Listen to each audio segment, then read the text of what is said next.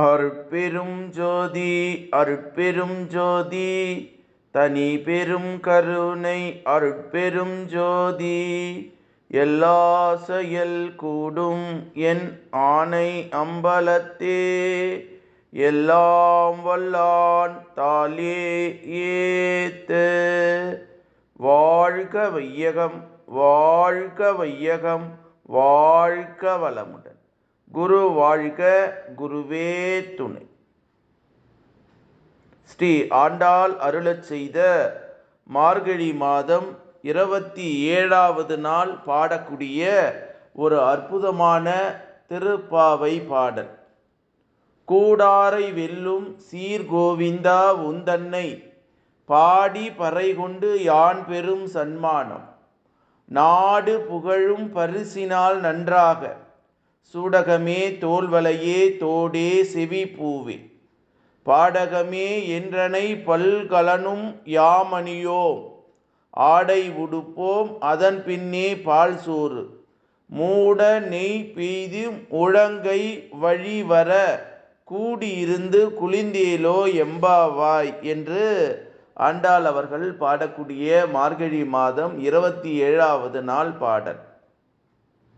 நல்ல வழிக்கு வராதவர்களை வெல்லுகின்ற சிறப்புகள் உடைய கோவிந்தா, உன்னை பாடி அருளை பெறுவோம். உன்னிடமிருந்து நாங்கள் பெறும் சன்மான பொருள் என்ன தெரியுமா? நாட்டு மக்கள் வியக்கும் வளையல்கள், அதாவது சூடகம், தோள்களில் அணியும் தோல்வளை, காதில் அணியும் தோடுகள் மற்றும் பூக்கள், பெண்கள் கால்களில் அணியும் அணிகலன்கள் மற்றும் இவை போன்ற பல அணிகலன்கள், இவற்றை நாங்கள் அணிவோம்.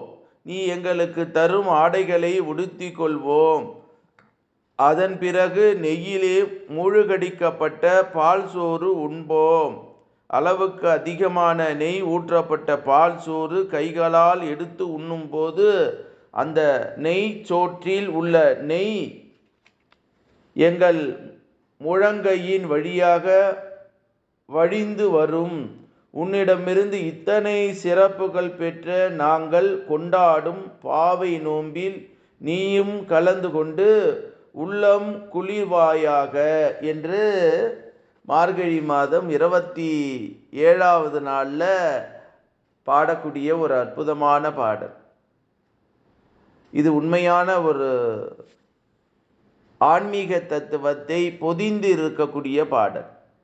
நம்மளுடைய உடலான உயிரிலே கலந்திருக்கக்கூடிய ஜீவன்களை குளிர வைக்கிறது. எப்படி நெய் சோறு சாப்பிட்டா நெய் முழங்கை வழியாக வழிகிறதோ, ஏக இறைவனுடைய கருணையும் ஆற்றலும் இந்த மார்கழி மாதம் நம்ம மேலே அப்படியே உச்சந்தலையிலிருந்து உள்ளங்கால் வரை வழிகிற அருளை கொடுக்கக்கூடிய, அருளாற்றை வழங்கக்கூடிய ஒரு பாடல் இந்த பாடல். அதுதான் அவ்வளோ அழகாக அன்னை ஆண்டாள் அவர்கள் பாடுறாங்க.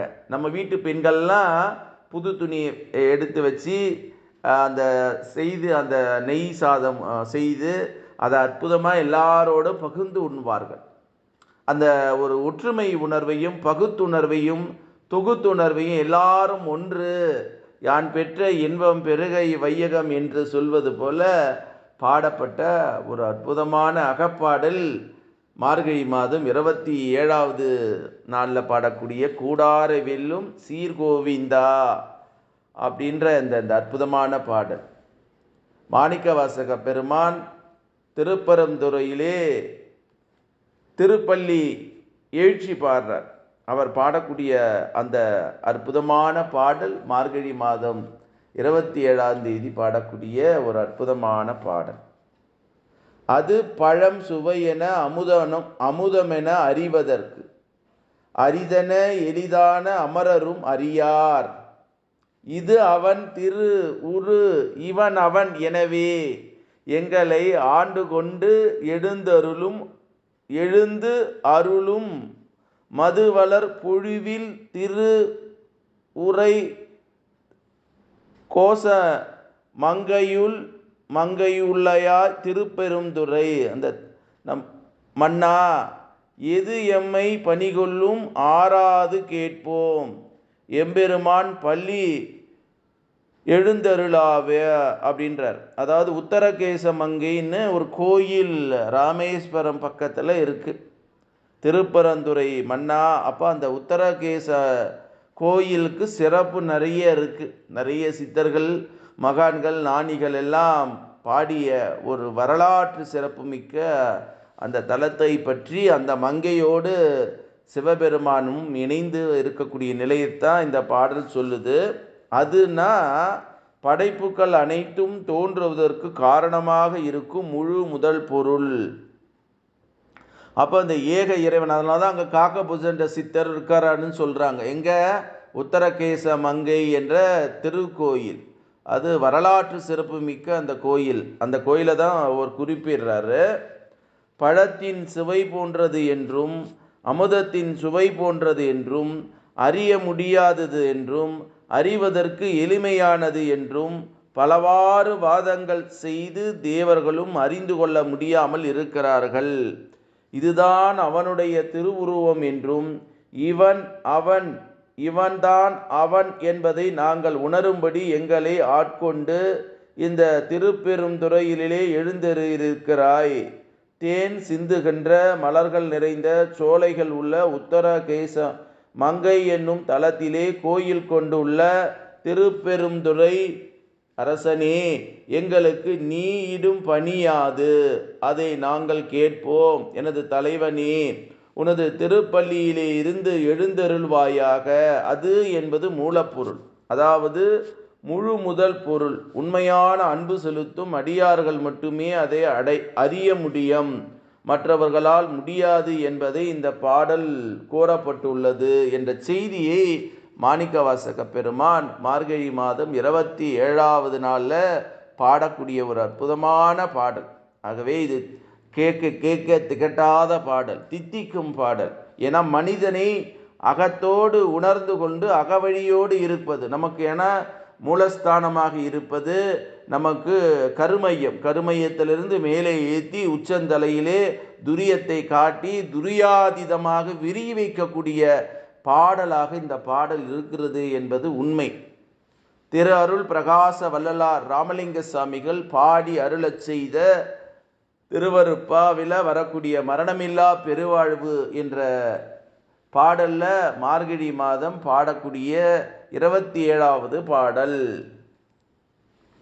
சன்மார்க்க பெருங்குணத்தார் நம்பதியே, என்னை தாங்குகின்ற பெரும்பதியை தனித்த சபாபதியே, நன்மார்க்கம் எனை நடத்தி சன்மார்க்க சங்கம் நடுவிருக்க அருளமுதம் நல்கிய நாயகனே, புன்மார்க்கம் அறிவோர்தம் புண்ணியன நாண பூரண மெய்ப்பொருளாகிய பொருந்திய மாமருந்தே, அன்மார்க்கம் தவுத்தருளி அம்பலத்தில் நடம் செய் அருட்பெரும் ஜோதியே, உலகில் தெருட்கொல சார்வீரோ என்று வள்ளல் பெருமான் பாடுறார். சன்மார்க்கத்தில் இருக்கக்கூடியவர்கள் எல்லாம் நன்மார்க்கத்திற்கு வரணும். அந்த நன்மார்க்கம் தான் சன்மார்க்கம். தனித்த சபாபதினா ஏக இறைவனுக்கு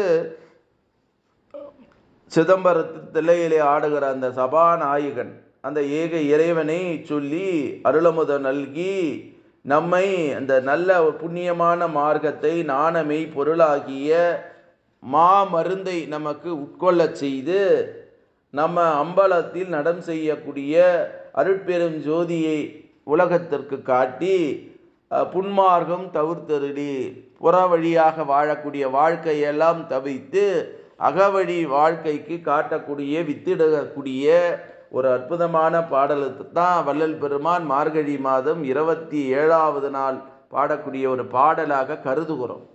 அவர் எழுதினதே மார்கழி மாதத்தில் தான் இந்த பாடல் எழுதினார். ஞானசரியை பாடல் 28 பாடலையும் மார்கழி மாதத்தில் தான் அவர் எழுதியிருக்கிறார் என்பது உண்மை, சத்தியம் என்று சொல்லி அன்னை ஆண்டாள் அவர்கள் அருளச் செய்த திருப்பாவையும் மாணிக்கவாசக பெருமான் அருளச் செய்த திருப்பள்ளி ஏற்றியும் வள்ளல் பெருமான் அருளச் செய்த திருவருப்பா மரணமில்லா பெருவாழ்வை அளிக்கக்கூடிய ஞானசரியை பாடலை மார்கழி மாதத்தில் யார் படிக்கிறார்களோ, யார் கேட்கிறார்களோ, அவர்கள் குடும்பமும் அவர்களும் மகிழ்ச்சியாகவும் நிறைவான செல்வத்தையும் மகிழ்ச்சியான ஆனந்தத்தையும் வீடு வேறு அடைவார்கள், முக்தி நிலை அவளுக்கு பாலிக்கும் என்பது உண்மை சத்தியம் என்று சொல்லி அருட்பெரும் ஜோதி அருட்பெரும் ஜோதி தனி பெரும் கருணை அருட்பெரும் ஜோதி என்ற மகா மந்திரத்தை வான்காந்தத்தில் கலக்கவிட்டு வாழ்த்துகிறேன். நன்றி,